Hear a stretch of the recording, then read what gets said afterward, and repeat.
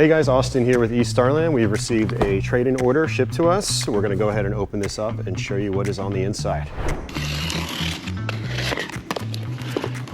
All right. Lots of newspaper.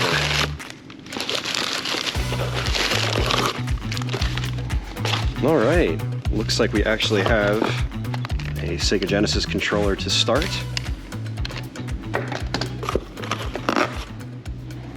We have Flying Dragon.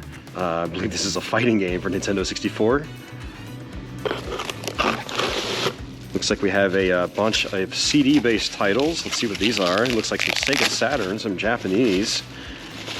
Good old Japanese Sega Saturn games. We've got Shining Force 3. We've got Shining Force 3 Part 2. And then Shining Force 3 Part 3. So the first Shining Force 3 actually did come out in North America. However, Parts 2 and 3 did not. And so what a lot of people did back in the day is get all 3 parts Japanese to finish off the story. We got Clockwork Knight 2, a side-scrolling action game, follow-up to the first Clockwork Knight, also on Saturn. We got Lunar, the Silver Star Story, which is a 32-bit upgrade to the Sega CD or Mega CD original. This one unfortunately did not come out in North America on the Sega Saturn. However, it did come out on the Sony PlayStation. Very popular RPG from the time. We've got Dragon Force 2, a Japanese-only follow-up to the amazing Dragon Force, which did come out in North America on the Sega Saturn.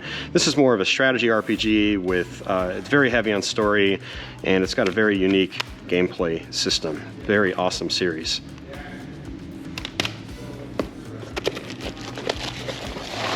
We have some more CD-based titles.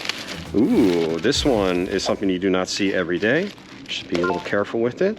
It looks like this is Burning Rangers for the Sega Saturn. This is a very late American release for the console. Looks like we have the instruction manual with it as well. This is one that is quite valuable, along with Shining Force 3 American and Panzer Dragoon Saga. You do not see it very often. And this was one of the very few non-Sonic Sonic Team games after Nights into Dreams. This is a really cool game for the system.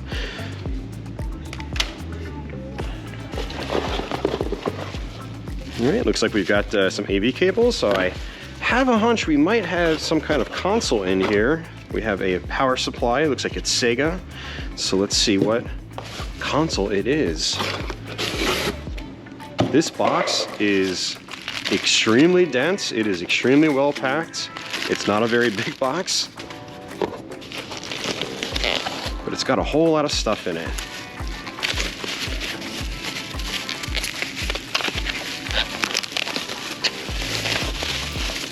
Very well packed.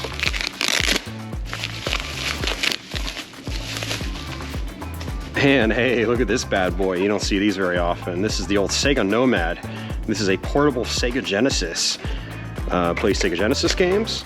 What's really awesome about it is that it actually has an AV out port, so you can also hook it up to your television.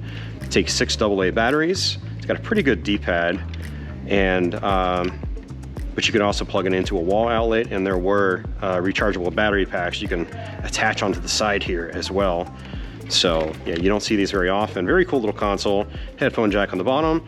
Controller port if you want to do 2 players, which is hard on this little unit, but it's really good if you want to do two players on a television.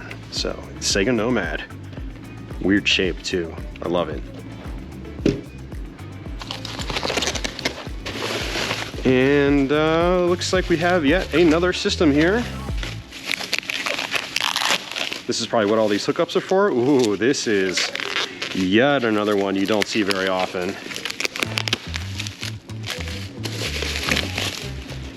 The Sega Genesis CD-X. Whew, what a beauty. Such a cool looking little system. This came out in 1994. It was a combination of the Sega Genesis and the Sega CD. All in one. It was expensive for the time. It's still expensive now. It's never really not been expensive, but it's very cool, very compact.